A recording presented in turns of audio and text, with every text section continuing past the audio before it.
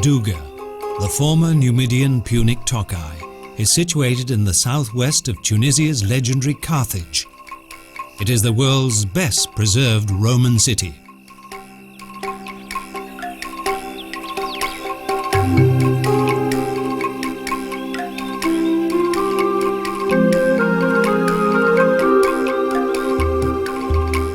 From its underground springs, the supply of water to its fertile fields and meadows proved to be essential to the economy of the Numidian people of ancient times.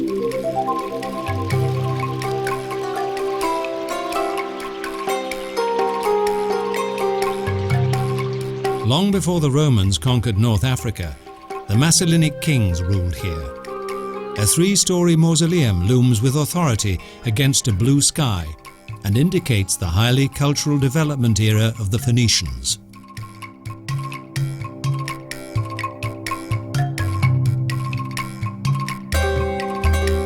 Statues of chariots and riders adorn this tomb of ancient civilization. The skill of the sculptors and the generosity of its architectural dimensions show that the Romans were also developing a similar culture.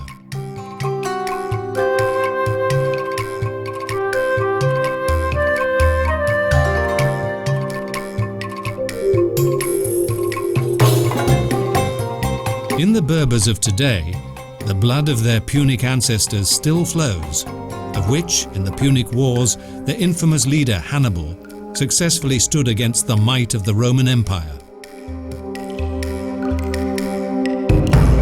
With approximately 5,000 inhabitants, and thanks to the generosity of the wealthy, the city maintained its prominence.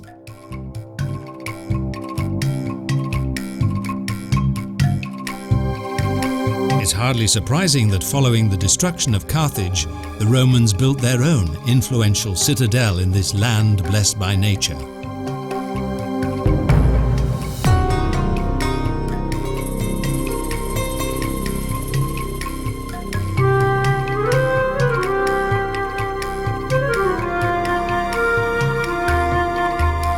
The life and luxury of advanced Roman civilization made its mark in this part of the city, and with its spas, temples and forum, demonstrated the achievements of a wealthy Roman settlement at the turn of this historic epoch.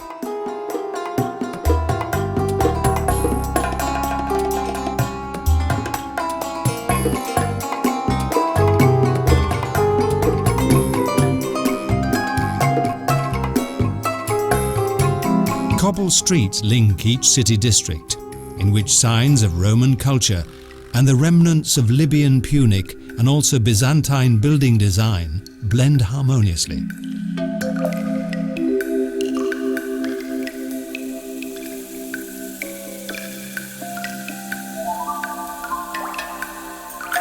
Graceful Greek pillars and tall portals of Etruscan origin decorate the city's expansive spa areas.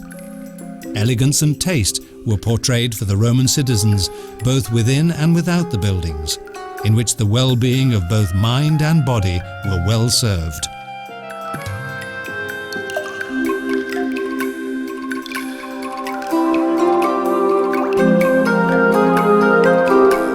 Over 3,500 spectators could be seated in the imposing circular amphitheatre, which was accessed by way of three separate entrances.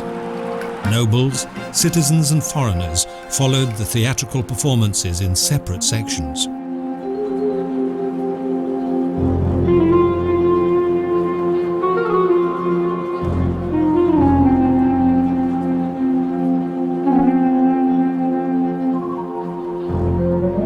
Stone-engraved notices inform visitors where to sit. The organized structure of the Roman Empire found its parallel in the construction of this city.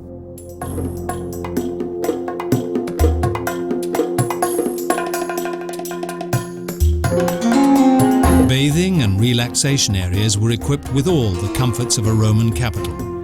Even today, the refined culture of bygone Roman dignitaries can be felt on the expansive landscape terraces, which were devoted to their comfort.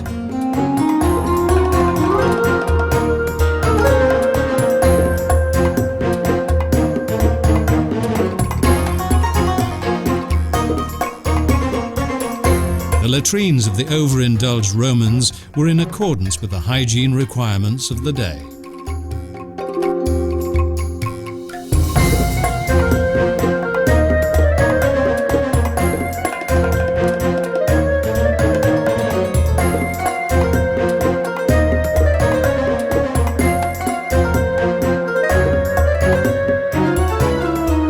Terraced areas of the city were dedicated to sacred buildings. The view over the city gives the visitor an indelible impression of the immensity of the highly civilized culture evident here in ancient times.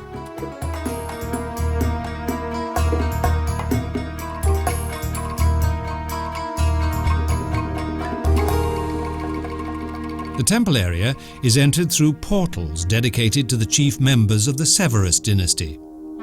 All the mythical traits of the Romans' many gods were acknowledged in this holy place of worship.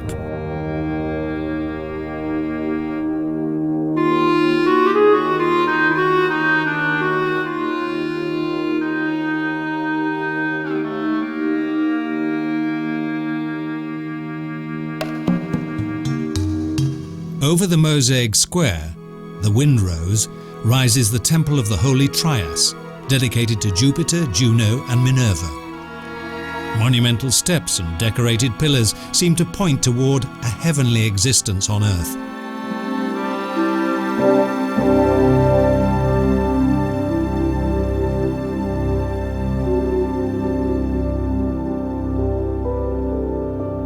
The aura of this magical world was so overwhelming that even the priests of the later Christian community used pagan artifacts and relics and displayed them for their saints.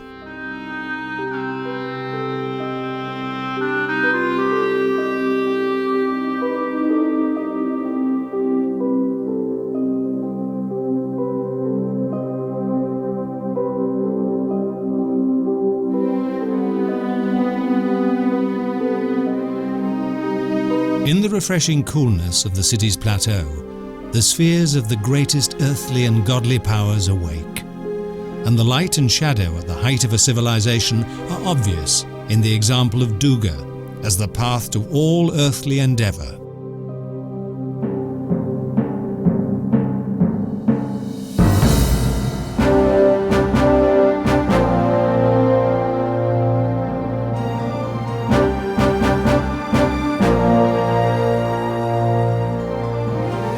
People whose labours undermined the perfection of the gods were destined to fail.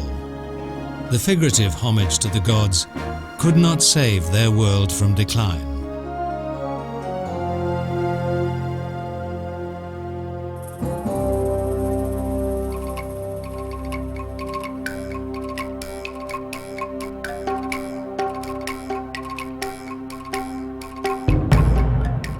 As a stone memorial, the nomadic Roman city of Dougga represents a symbol to the achievement of human ambition.